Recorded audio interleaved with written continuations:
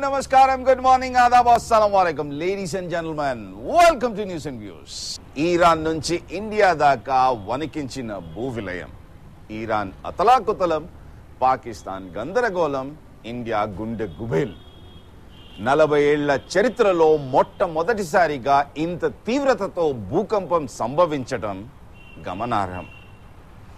కానీ ఈసారి మిగిల్చిన ఊరటల్లా ఆస్తి నష్టం, ప్రాణ నష్టం తగ్గింది. ఒక్కసారి ఈరాన్ చరిత్రలోకి అడుగిడితే 835 సంవత్సరంలో ఓ భూకంపం దాదాపు 2.5 లక్షల మందిని పొట్టనబెట్టుకుంది. ఈరాన్లో ఇలాంటి భూకంపాలు సంభవించటం సర్వసహజం. ఈ శతాబ్దంలో సాంకేతిక పరిజ్ఞానం వల్ల కొంత ఊరట మిగిల్చింది. సునామీలను ముందే పసిగడుతున్నాం. మరి భూకంపాల మాటో? We'll discuss that in the debate. Here are the top 10 headlines on Wednesday morning. ఒళ్ళంతా బంగారమే, మరింతగా పడిపోయిన పసిడి, వేలం వెర్రిగా కొనుగోళ్లు, పలు చోట్ల నో స్టాక్ బోర్డులు. ఈ లైను బంగారంగాను, పసిడి మరీ పతనం. ఈరాన్ పాక్ సరిహద్దుల్లో భారీ భూకంపం, 47 మంది మృతి, భారత్ లో ఉత్తరాదిని వణికించిన ప్రకంపనలు. భూ ప్రకోపం, ఈరాన్ పాక్ సరిహద్దుల్లో 7.8 తీవ్రతతో భూకంపం. ఈరాన్ పాక్లలో పెను భూకంపం, బోస్టన్ లో పేలిన ఉగ్రబాంబులు. భారీ ఎన్కౌంటర్, 10 మంది నక్సలైట్ల మృతి, ఉత్తర తెలంగాణలో నక్సలైట్లకు తీరని దెబ్బ. భారీ ఎన్కౌంటర్, ఛత్తీస్గఢ్ పువర్తి అడవుల్లో తుపాకుల మోత, అదుపులో అగ్రనేతలు, బుల్లెట్ గాయాలతో చిక్కిన మావోయిస్టులు, వరంగల్ మావోయిస్ట్ ఉద్యమానికి కోలుకోలేని దెబ్బ. ఆ మంత్రులపై నేడు నిర్ణయం, ఛార్జ్షీట్లను కోర్టు ఏ విధంగా పరిగణిస్తుందని ఆందోళన, వేటు పడితే 22 లేదా 23న కేబినెట్ పునర్వ్యవస్థీకరణ. టీఆర్ఎస్ లో చేరితే తప్పేంటి? అది తెలంగాణ ఉద్యమ పార్టీ, పదవులు కాదు ఉద్యమం ముఖ్యం. కె కేశవరావు. చివరిగా IPL 6 ధమాకా, పంజాబ్ థ్రిల్లింగ్ విన్, హోరాహోరీ పోటీలో కోల్కతా ఓటమి, ఢిల్లీ 5వ డమాల్, బెంగళూరు ఉత్కంఠ విజయం. మిట్ట మధ్యాహ్నం భారత కాలమానం ప్రకారం 4 గంటల సమయంలో భూమి పొరల్లో సంఘర్షణ రగులుకుంది. ఇంకే మధ్యప్రాచ్యం గడగడలాడింది. ఈరాన్ నుంచి భారత్ వరకు ఉన్న ప్రాంతమంతా తీవ్ర భూకంపాలకు ఆలవాలం కానుందా? ఈరాన్ పరేషాన్.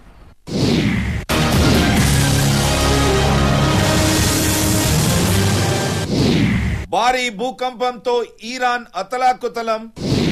40 ఏళ్ల కాలంలో అతిపెద్ద భూకంపం. రెక్టర్ స్కేల్ పై 7.8గా నమోదు. భారత్ పాకిస్తాన్ లోనూ దద్దరిల్లిన భూమి. రాజధాని ఢిల్లీ సహా ఉత్తర భారతంలో భూ ప్రకంపనలు.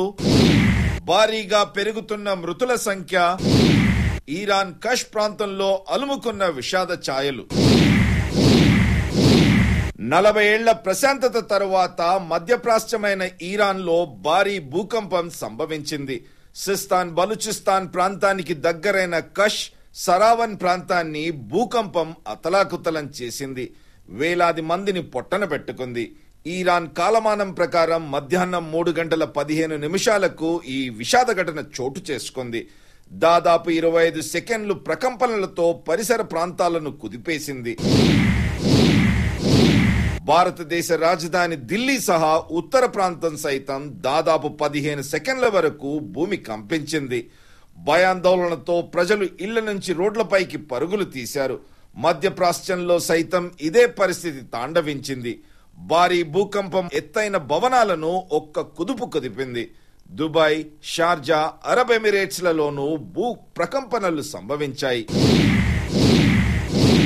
వారం రోజుల కిందే ఈరాన్లోని బుషారాలో 6.1 తీవ్రతతో తీవ్ర భూకంపం సంభవించింది.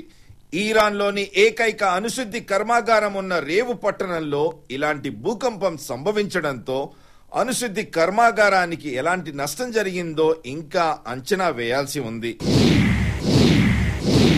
కానీ ఊరటల్లా మృతుల సంఖ్య కేవలం 37కే పరిమితమయ్యింది. గత 2 దశాబ్దాల్లో ఇరాన్లో భూకంపాలు పెరగడానికి కారణాలేంటి? 40 ఏళ్ల కాలంలో ఇలాంటి తీవ్రతకు దారితీసిన పరిస్థితులేంటి? ఆధునిక సమాచార పరిజ్ఞానం పెంపొందించి భూకంపాలను ముందుగానే ఎందుకు పసిగట్టలేకపోతున్నాం? తూర్పు వెళితే సునామీ, పశ్చిమ వైపు మళ్లితే భూకంపాలు. ఇలాంటి విపత్కరాలు ఎక్కువైతే మనకు వచ్చే నష్టమేంటి? ఇరాన్ పరేషాన్. ఇరాన్ పరేషాన్. For a change let's get in to little history and science. ఈ అంశాన్ని విశ్లేషించడానికి ఈరోజు స్టూడియోలో సైంటిస్ట్ ఎన్జిఆర్ఐ తరఫున డాక్టర్ సి నగేష్, వారి పక్కన doctor M Ravikumar, scientist NGRI, కిందన ఎన్జిఆర్ఐ నుండి నెమలికంటి పూర్ణచంద్రరావు, వారి పక్కన ఎన్కాయిస్ సునామీ వార్నింగ్ సెంటర్ నుండి డాక్టర్ శ్రీనివాస్ కుమార్ గారు సిద్ధంగా ఉన్నారు. ముందుగా డాక్టర్ నాగేష్ గారు మీతో ప్రారంభిద్దాం. మొత్తం చరిత్ర చూసినట్టయితే ఇరాన్లో ఇలాంటి భూకంపాలు జరగడం సర్వసహజం. 2002 జూన్ 22 నుంచి 2013 ఏప్రిల్ 16 వరకు మొత్తం లెక్కలు తీస్తే ఆల్మోస్ట్ ఏదైతే రెక్టర్ స్కేల్ మీద 6.3 నుంచి ఆల్మోస్ట్ 7.8 దాకా నమోదైంది.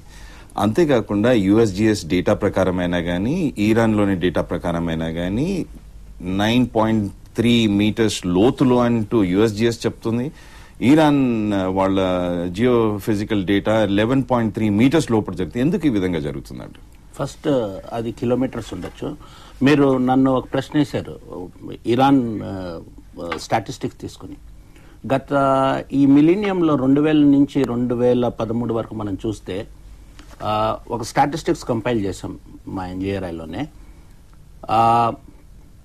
8 నుంచి 9 మ్యాగ్నిట్యూడ్, 8 కన్నా ఎక్కువ మ్యాగ్నిట్యూడ్స్, వాటిని గ్రేట్ ఎర్త్క్వేక్స్ అంటాం. అవి మనం స్టాటిస్టిక్స్ చూస్తే 0.3 అంటే 30% ఛాన్స్ ఎవ్రీ ఇయర్ అలాంటి భూకంపం సంభవించడానికి. 7 to 8 మ్యాగ్నిట్యూడ్ మనం చూస్తే అవి మనకి on an average 4-5 per year అవుతాయి ఎక్కడైనా, any part of the world.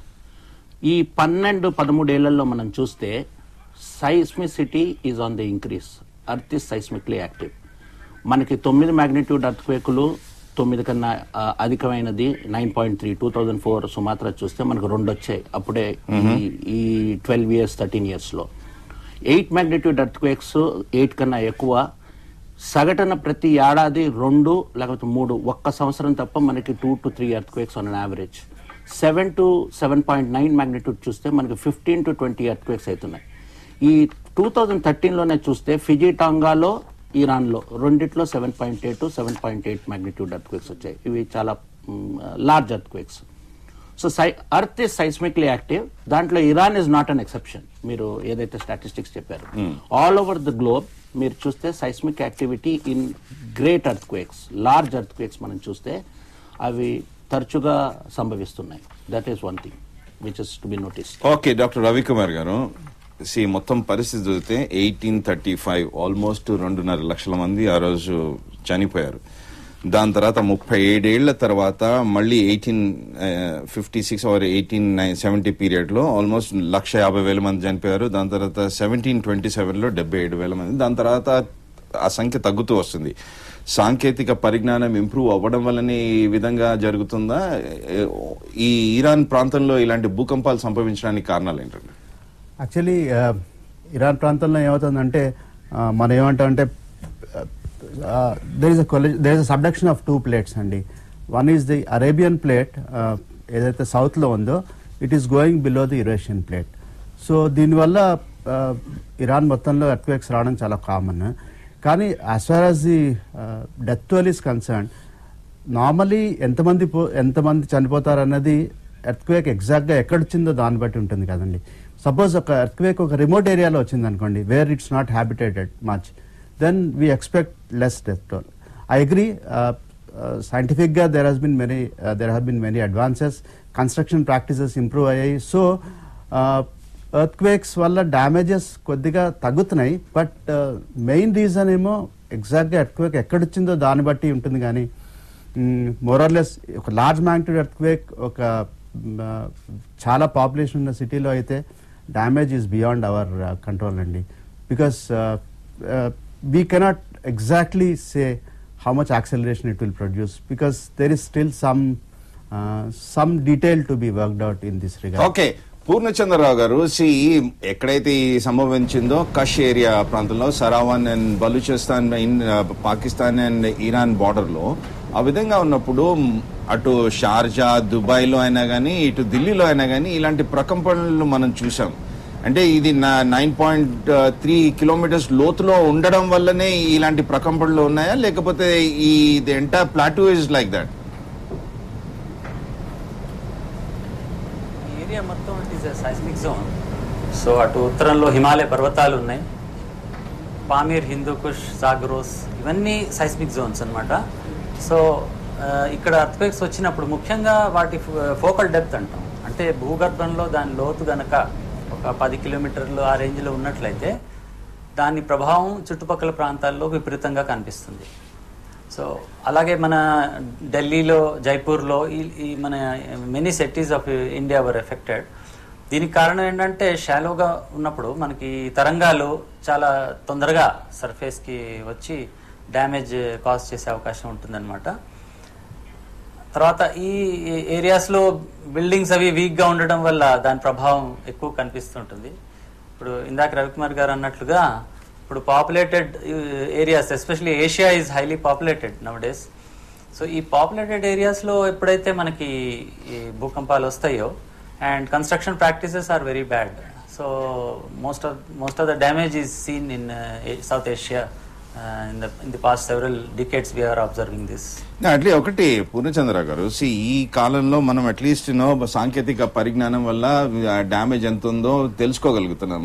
Persia చరిత్రలోకి వెళ్తే ఆ కట్టడాలు ఏ విధంగా కూలిపోయాయి దాన్ని బట్టి మనం ఆ రోజు మనం గుర్తు చేసుకునే వాళ్ళం. అంటే ఇంత తీవ్రతతో ఉందండి. సో అయినా కానీ ఇప్పుడు జపాన్లో అయినా కానీ అమెరికాలో అయినా కానీ ఈ భూకంపాల ప్రలోభాల వల్ల ఆ కట్టడాలు కూడా మారాయి. అయినా కానీ ఈ పర్షియన్ రీజియన్ లో, ఏదైతే ఇరాన్ రీజియన్ లో ఆ కట్టడాలు మార్చకపోవడానికి కారణాలు ఏంటంటారు? అంటే బేసికలీ పవర్టీ అండి. ఇప్పుడు మీకు ఎగ్జాంపుల్ ఇస్తాను నేను. 2005 ముజఫరాబాద్ ఎర్త్క్వేక్ తీసుకోండి. దాని మ్యాగ్నిట్యూడ్ కూడా సుమారు ఇంతే ఉంటుంది, 7.8 అలా ఉంటుంది. అందులో దాదాపు 30,000 మంది చనిపోయారు. అంటే మీకు సిమెంట్ స్ట్రక్చర్స్ అనేవి చాలా తక్కువ ఇలాంటి ప్లేసెస్లో. It's mainly because of poverty. తర్వాత లాటూర్ ఎర్త్క్వేక్ ఉంది 1993లో, లాటూర్ ఎర్త్క్వేక్. అది హార్డ్లీ మ్యాగ్నిట్యూడ్ వాజ్ 6+. దాంట్లో కూడా 25,000-30,000 పీపుల్ డైడ్. అక్కడ అసలు సిమెంట్ కన్స్ట్రక్షన్ లేదు, all houses made of stone, అంటే rock and mud. Basically, and I was there, I was just joined at that time. రోజుల్లో the first coverage that we have done, wooden blocks unde, wooden blocks మీద stone మీద మట్టి పెట్టి విధంగా almost గడియారాలు చూస్తే exactly 4 o'clock pressure వల్ల ఎక్కడైతే పడిపోయే గడియారాల మీద 4 o'clock ఆగిపోయింది.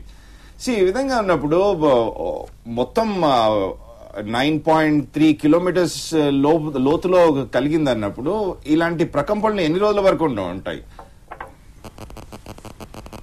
అంటే మెయిన్ షాక్ అంటాం ఫస్ట్, మెయిన్ ఎర్త్క్వేక్ ఏదైతే వస్తుందో దీని తర్వాత కొన్ని అడ్జస్ట్మెంట్స్ అవుతాయి అనమాట విదిన్ ద ఎర్త్. సో ఈ అడ్జస్ట్మెంట్స్ అవ్వడానికి కొంచెం టైం పడుతుంది.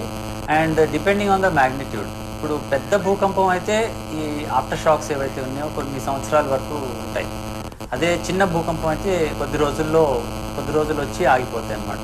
ఓకే, ఎగ్జాంపుల్ సుమత్రా భూకంపం 9 మ్యాగ్నిట్యూడ్, కొన్ని సంవత్సరాల వరకు ఆఫ్టర్ షాక్స్ వస్తూనే ఉన్నాయి అనమాట.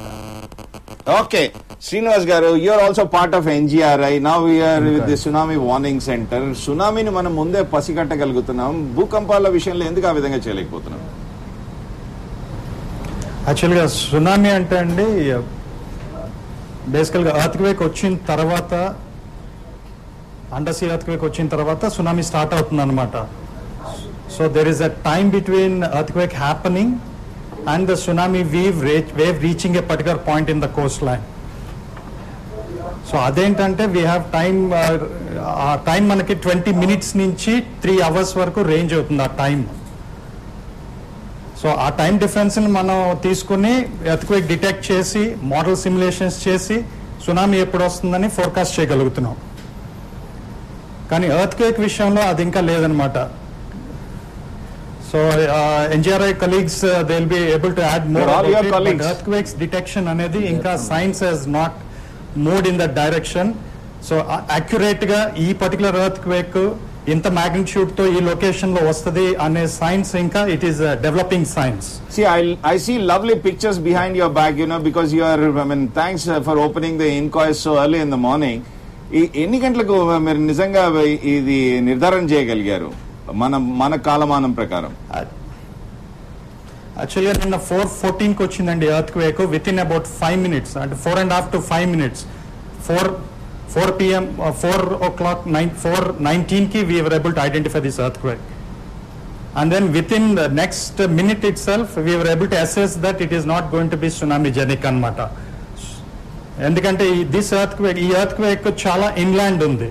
ఎర్త్క్వేక్ సునామీ జనరేట్ చేయాలంటే it should under the sea ఉండాలి, at least magnitude of 6.5 and above ఉండాలి.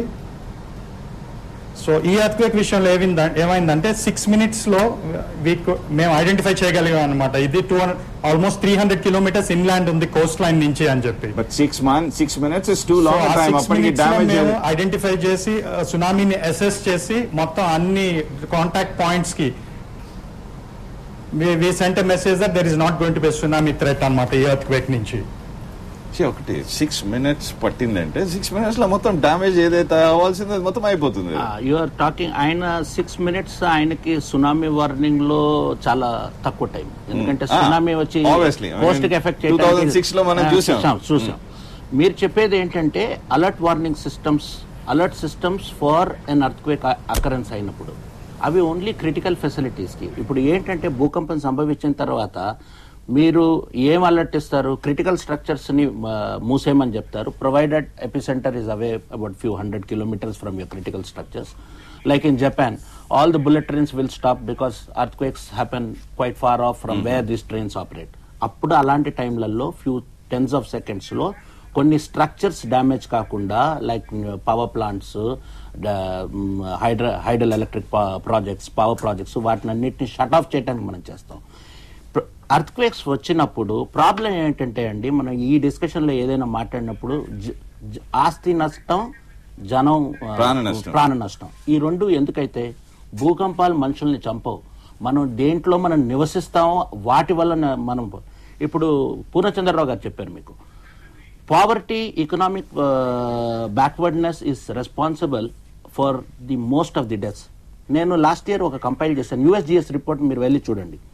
2012లో earthquakes 7 నుంచి 6 magnitude and the number of fatalities. But even here also, Iran lo kuda almost everything is all ఎందుకంటే the construction practices are very wrong. I'm telling you. చూస్తే 7.2 magnitude చిలీలో ఒకటే పోయారు, అదే 5.8 6 magnitude కి 300 మంది 200 మంది. ఆ స్టాటిస్టిక్స్ తీస్తే developed countries, I don't say Chile still కూడా తక్కువనే ఉంది మన బట్ ఆ చిన్న స్టాటిస్టిక్స్ లో కూడా చూస్తే ఎక్కడైతే బ్యాక్వర్డ్నెస్ ఉంది, ఎక్కడైతే డెవలప్మెంట్ లేదో కన్స్ట్రక్షన్ ప్రాక్టీసెస్ లో అక్కడ చాలా మంది పోతున్నారు. It's a fact of life. And also the density of the population. నిన్న మీరు చూస్తే ప్రతి చోట మన ఉత్తర భారతంలో ఎక్కడైతే భూ ప్రకంపనలు వచ్చాయో అక్కడ మనం చూస్తే ఎక్కడెక్కడ మీకు థిక్ సాయిల్ కవర్ ఉందో అక్కడ ఎక్కువ మ్యాగ్నిఫై అయ్యి యాంప్లిఫై అయ్యి అక్కడ ఎక్కువ భూమి కంపించినట్టు అనిపించింది. ఇప్పుడు మీరు నిన్న ఇవాళ చెప్పినట్టు మనకి దుబాయ్లో సరే, యునైటెడ్ అరబ్ ఎమిరేట్స్ లో అయినా సరే, టాల్ స్ట్రక్చర్ ప్లస్ ఆ యాంప్లిఫై అయిన తర్వాత ఈ టాల్ స్ట్రక్చర్స్ లో వాళ్ళకి ఇంకా ఊగినట్టు అనిపిస్తుంది అనమాట. Single storeyed, double storeyed building వాళ్ళని అడగండి. ఇంకొకటి there was an observation which has to be confirm.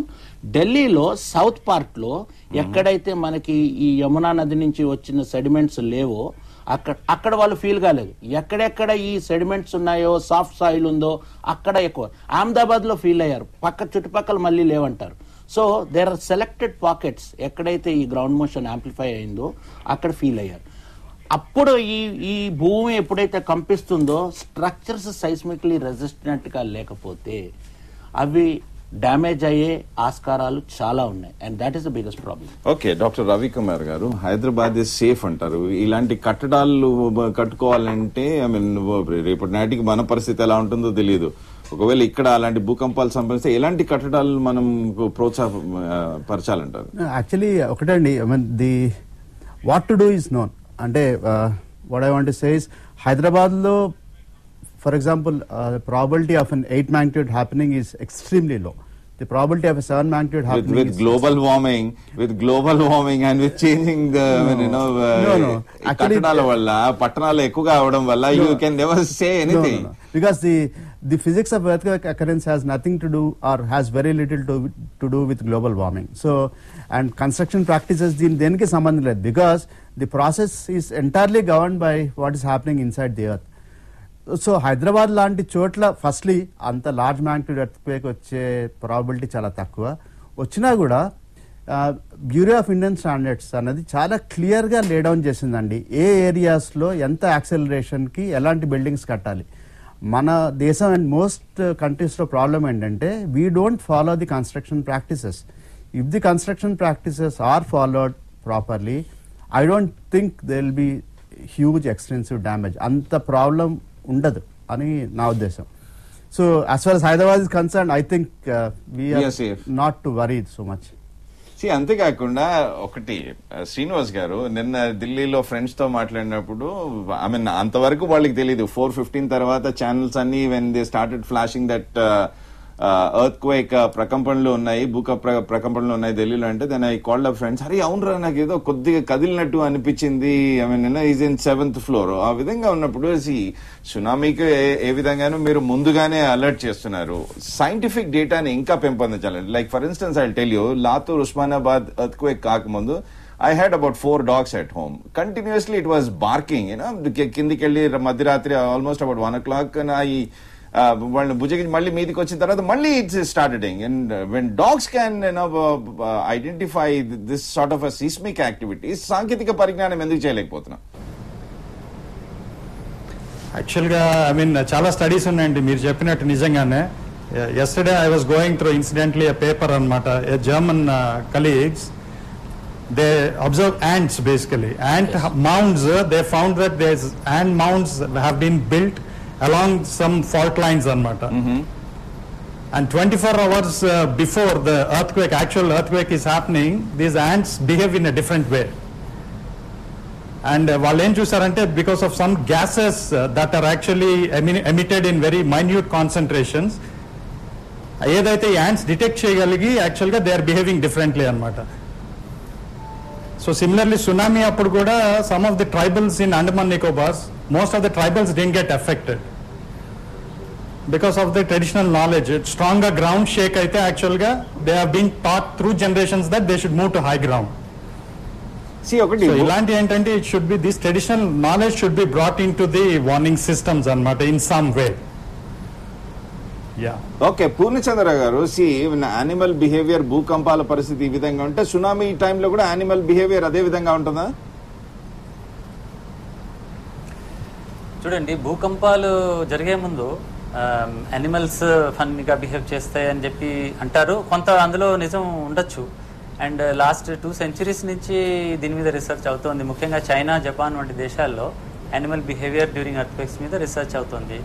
అయితే ప్రాబ్లం ఎక్కడొస్తుందంటే, దీన్ని మనం కన్సిస్టెంట్గా, కన్ఫర్మ్డ్గా మనం దీన్ని యూజ్ చేయలేకపోతున్నాం.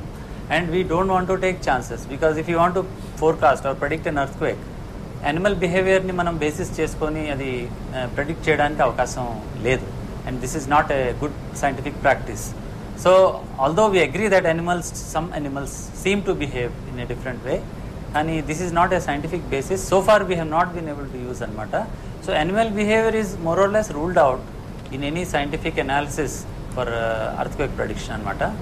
Inka tsunami vishayam vaste, tsunami actually indaka Srinivas garu cheppinattu, tsunami is probably much easier to handle. Endukante earthquake, mostly earthquake causes the tsunami, and tsunami vastundani manaki tsunami warning system ద్వారా ముందుగా తెలుస్తుంది. కాబట్టి సునామీని మనం పసిగట్టడానికి animal బిహేవియర్తో అసలు ఏమాత్రం అవసరం, సంబంధం లేదు. సో అర్త్క్వేక్ విషయంలోనే ఈ యానిమల్ బిహేవియర్ మీద రీసెర్చ్ స్టడీస్ జరుగుతూ ఉంటాయి అన్నమాట. ఒకవేళ డాక్టర్ నాగేష్ గారు, ఒకవేళ సాంకేతిక పరిజ్ఞానం పెంపొందించుకోవాలంటే యానిమల్ బిహేవియర్ తో పోతే మనకు సమాధానం అంటూ దొరుకుతుందా? ఇది ఎలా అంటే యానిమల్ బిహేవియర్ కొన్ని అబ్జర్వేషన్స్తో ఏదో కోరిలేట్ చేసి చెప్తున్నాను. ప్రతి దానికి ఇప్పుడు మనకి డాక్టర్ దగ్గరికి వెళ్ళాం అనుకోండి, నాకు జ్వరం వచ్చిందంటే సిమ్టమ్స్ ముందే కనబడతాయి కదా, మీరు చాలా ఏదైతే భూమి లోపల వెలుపల జరుగుతున్నదో ఆ స్ట్రెసెస్ జనరేట్ అయ్యి దేనికైతే భూకంపం దారితీస్తుందో దాన్ని మనం మెజర్ చేయలేము, ఓన్లీ డిఫర్మేషన్ మెజర్ చేయగలం. నెంబర్ 1. ఇప్పుడు ఈ భూకంపం ఏదైతే ఇరాన్ది మాట్లాడుతున్నాం 82 కిలోమీటర్లు, అది ఇప్పుడు ఇంకా లోపలికి వెళ్ళింది, 82 కిలోమీటర్ల లోపల. ఆ రీజన్లో స్ట్రెసెస్ అక్యూములేట్ కావడానికి మనకి కొన్ని వేల సంవత్సరాలు పడుతుంది. అంటే ఇవాళ కాలేదు, ఇప్పుడు నేను ఇక్కడ చేయి పెట్టి ఇలా నుంచున్నాను అనుకోండి, అది విరగదు, నేను ఇలా కొడితే విరుగుతుంది. ఇదే నేను నెక్స్ట్ గత 50 ఇయర్స్ ఇలాగే నుంచున్నాను అనుకోండి, అప్పుడు దీంట్లో డిఫర్మేషన్ చూస్తారు. అంటే అంత మైన్యూట్ లెవెల్లో జరుగుతుంది. నెంబర్ 1. సైస్మాలజీ ఏం ఫీల్డ్ అంటే గత 100 ఏళ్ల నుంచే మనకి ఇన్స్ట్రుమెంట్స్ వచ్చాయి, మన డేటా. దాంట్లో కూడా మనం ఎక్కడ భూకంపాలు సంభవిస్తాయి, ఎంత తీవ్రతతో సంభవిస్తాయి, అవి తీవ్రత ఉంటే అది ఏ పరిణామానికి దారి తీస్తాయో మనం చెప్పగలుగుతున్నాం. మొత్తం ప్రాబ్లం మనకి ఎక్కడొచ్చిందంటే గ్రౌండ్ సర్ఫేస్ వరకు. ఇప్పుడు అందరు అంటారు నేను భూకంపం ప్రిడిక్ట్ చేస్తాను, రేపు హైదరాబాద్లో 6 గంటల 22 నిమిషాలకు 6.8 భూకంపం వస్తుంది అన్నాను అనుకోండి, జస్ట్ ఫర్ ఆర్గ్యుమెంట్స్. భవనాలు ఏవైతే కూలాలో దాన్ని ఆపగలుగుతామా? ఆపలేం. కానీ మీరు నాకు చెప్తారు ప్రాణ నష్టం మనం సేవ్ చేయగలం. సో అవర్ కన్సర్న్ ఇస్ ప్రాణ నష్టాన్ని ఫస్ట్ అధిగమించాలి, మినిమైజ్ చేయాలి. ఎందుకంటే every life is important for us. అందుకే దాని గురించే మొత్తం రీసెర్చ్ మాది ఏది డైరెక్ట్ అయిందంటే అర్త్క్వేక్ ప్రిడిక్షన్ కాదు, అర్త్క్వేక్ మిటిగేషన్ పైన చేస్తున్నాం. ఇంత భూమి కంపిస్తే ఏమి దారి తీస్తుందో. నిన్న ఢిల్లీలో నాకు ఫోన్ కాల్స్ వచ్చాయి, మీ ఫ్రెండ్స్తో కూడా మీరు మాట్లాడారండి. 1 మినిట్ నోయిడాలో భవనాలు ఊగాయి, 1 మినిట్ వాళ్ళు చూశారు. అది చాలా భయంకరమైంది. మనం ఎవరికైనా చెప్తే అది ఊగినప్పుడు ఫ్రెండ్ ఆఫ్ మైన్ సైడ్ నాకేదో బీపీ అండ్ షుగర్ వచ్చినట్టుగా ఆ వర్టిగో వస్తుంది, డిజీనెస్ వస్తుంది. సో మనం ఆర్గ్యుమెంట్స్ కి we can go on. But honestly speaking మీరు అన్నట్టు earthquake prediction is a challenge. There is a lot of funding which goes on. కానీ ఫిజిక్స్ మీరు ఒక్కటి గ్రహించాలి, మేమంతా పైన కూర్చుని లోపల ఏం జరుగుతున్నదో చెప్తున్నాం. Nobody is drilling a hole. You have to realise there are lot of constant. So ఎవరో చెప్తారు క్వాక్స్ దగ్గరికి వెళ్ళి ఈ మందు తీసుకుంటే అది సాల్వ్ అయ్యేది. I'm not denying until it is proved scientifically that the animal behavior is responsible for predicting. At least can we take a lead from there? No, we will be very happy to take adi earthquake manam predict cheyagalam. Somebody else is predicts. After all mana goal emti inta memu research chesante to save a human life. ma evaraina mem కూర్చొని మాట్లాడుతుంటే how to create an awareness. ఇంత మేము discussion చేస్తున్నా కూడా ప్రజలకు ఏం చెప్తున్నాం అంటే అవేర్నెస్ క్రియేట్ చేయాలి.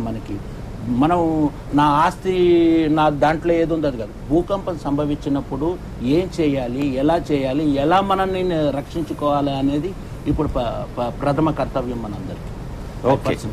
ఓకే, ఈ విధంగా ఉంటే డాక్టర్ రవికుమార్ గారు ఎలాంటి సాంకేతిక పరిజ్ఞానం మనకి ఈరోజు అందుబాటులో ఉందంటారు? యాక్చువల్లీ ఒకటండి, ఇప్పుడు వరల్డ్ అంతా ఎంఫసిస్ ఎక్కువ ఎర్లీ వార్నింగ్ సిస్టమ్స్ మీద ఉంది. అంటే how can we reduce the lead time of detecting an earthquake? So the answer is very simple. మనం ఎంత ఫాస్ట్గా డిటెక్ట్ చేయగలుగుతామో దేన్ని బట్టి ఉంటుంది. మనకి ఒక సైస్మోలాజికల్ స్టేషన్ భూకంపానికి ఎంత దగ్గరగా ఉంటే మనం అంత క్విక్గా మనం భూకంపం డిటెక్ట్ చేయగలుగుతాం. సపోజ్ ఎక్కడో రిమోట్ ఏరియాలో వచ్చింది అనుకోండి, సీలో వచ్చింది for example, then if most of our instruments are on the land, then there is always a lead time for the wave to reach the station.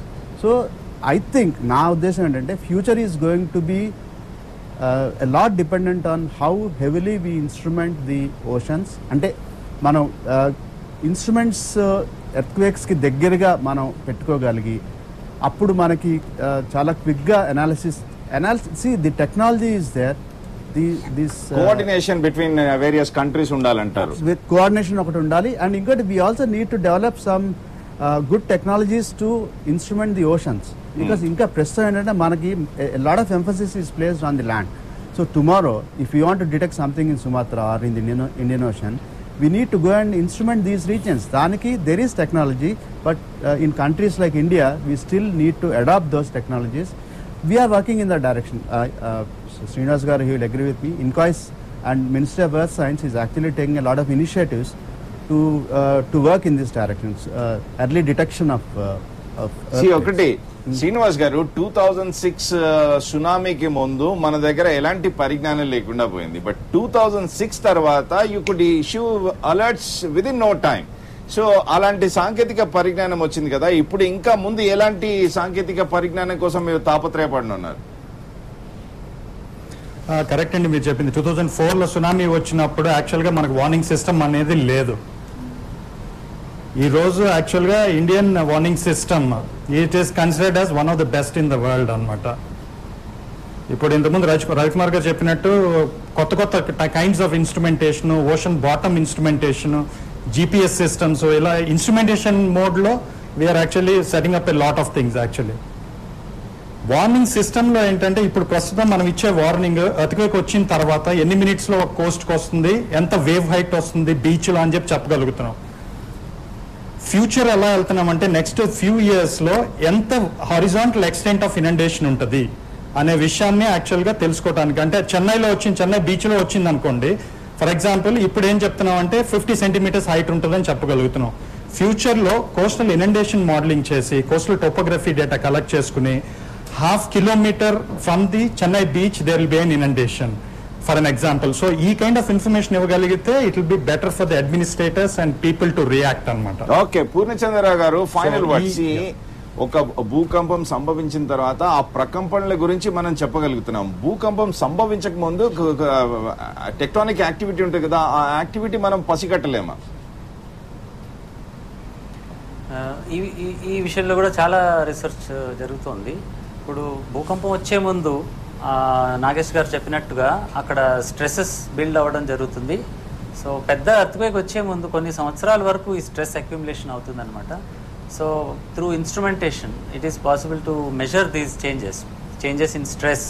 అలాగే మనకి వాటర్ మూవ్మెంట్ ఉంటుంది. ఇప్పుడు ఈ కంప్రెషన్, భూమిలో కంప్రెషన్ జరిగినప్పుడు వాటర్ మూవ్మెంట్ అయ్యి మీకు వెల్స్లో water levels change వస్తాయి. సో ఇలాంటి చాలా అబ్జర్వేషన్స్ చూసి యాక్చువల్లీ ఫోర్కాస్ట్ చేయడానికి ప్రయత్నాలు చాలా జరిగినాయి. మేము కూడా చేసాము గతంలో, and sometimes it was successful.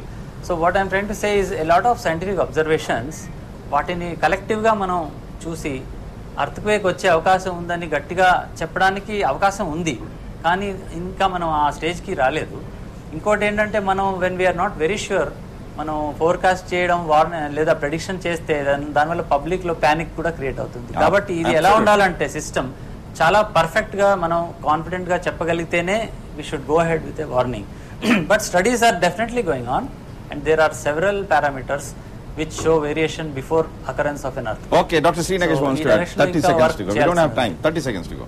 Precursory studies for monitoring before an occurrence of an earthquake is in place, and in India is also it is happening. Only we are now trying to get the actual signals so that we will be confident enough to forecast. ఒకటి ఇలాంటి ప్రకంపనలు ఏదైతే ఇంకా ఎన్ని రోజులు కొనసాగనున్నాయి? ఎక్కడండి ఇప్పుడు Iran ఏదైతే మనం ఎక్కడైతే ఇప్పుడు చూడండి 2004 ఎర్త్క్వేక్ తర్వాత కొన్ని ఏళ్ళకి మనకి ఎర్త్క్వేక్స్ వస్తూనే ఉన్నాయి, ఆఫ్టర్ షాక్స్. ఇక్కడ కూడా కానీ సర్ప్రైజింగ్లీ నిన్న 4 గంటల తర్వాత ఒకటే ఆఫ్టర్ షాక్ వచ్చింది. That is the most surprising, ఎందుకంటే ఈ భూకంపం డీప్గా ఉండటం వల్ల. So there could be very small after shock. కానీ ప్రకంపనలు అనేవి ఆ చిన్న ఆఫ్టర్ షాక్స్ వల్ల భారతదేశంలో మనం ఫీల్ అయ్యే ఆస్కారం చాలా తక్కువ. ఓకే, సునామీ నివారించడంలో ఎంతో సాంకేతిక పరిజ్ఞానాన్ని మనం పెంపొందించుకోగలిగాం. ఈవెన్ భూకంపాల్లో కూడా అలాంటి సాంకేతిక పరిజ్ఞానం కోసం శాస్త్రవేత్తలు కృషి చేస్తున్నారు. కానీ ఎంత చేసినా కానీ చివరికి మన జాగ్రత్త మనకు అవసరం కావాలి. ప్రాణ నష్టం ఒక్కటి తగ్గించగలం, కానీ ఆస్తి నష్టంగా మాత్రం తగ్గించలేం. And I'll see tomorrow. Good day and good by.